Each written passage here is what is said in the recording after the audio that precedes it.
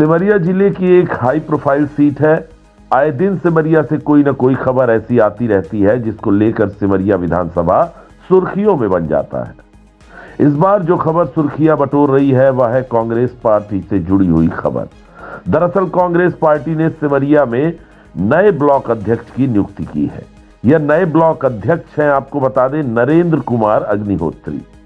विधानसभा चुनाव के फैसले के महीने भर बाद यह फैसला चौंकाने वाला फैसला माना जा रहा है, जिसके अपने कारण हैं। जिसका कारण यह है कि नवनियुक्त ब्लॉक अध्यक्ष सिमरिया जो अभी तक भाजपा में थे और ठीक 10 दिन पहले तक रीवा सांसद जनार्दन मिश्रा एवं पूर्व सिमरिया विधायक केपी त्रिपाठी के साथ भाजपा में कंधे से कंधा मिलाकर खड़े दिखाई देते थे, भाजपा का प्रचार करते थे, पार्टी में खुद के होने की वकालत करते थे।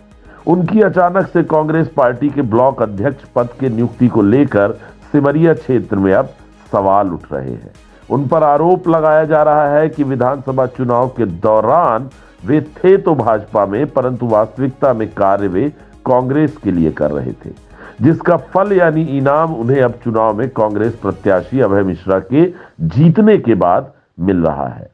अगर यह आरोप सही है तो सरल शब्दों में इन कारगुजारियों को अपनी पार्टी से गद्दारी करना कहा जाता है।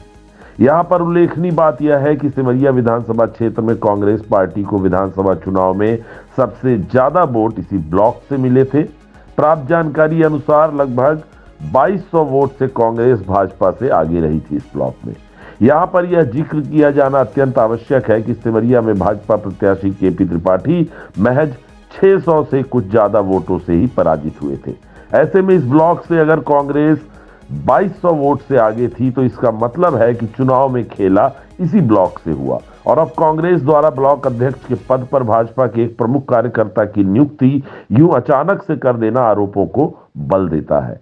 कुल मिलाकर फलसफा तो यही लगता है कि अपनों ने लूटा हमें, गैरों में कहां दम था। यानी बात तो यही हो गई कि अपना बनाकर भीतरघात किया गया और जब कारगुजारियों में कामयाब हो गए तो अब पदाधिकारी बनाकर सम्मानित किया जा रहा है।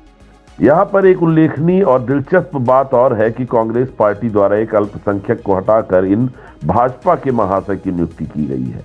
गौरतलब है कि पूरे जिले में सिर्फ एक अल्पसंख्यक पदाधिकारी था, उसको भी हटा दिया गया, जबकि सबसे ज्यादा वोट इसी के ब्लॉक में कांग्रेस को मिले थे।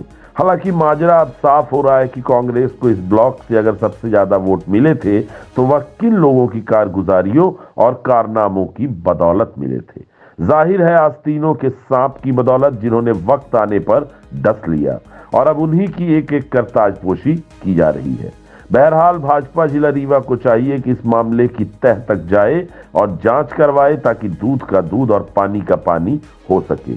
यह पता चल सके कि आखिर काफिला लूटा तो किन की बदौलत लूटा।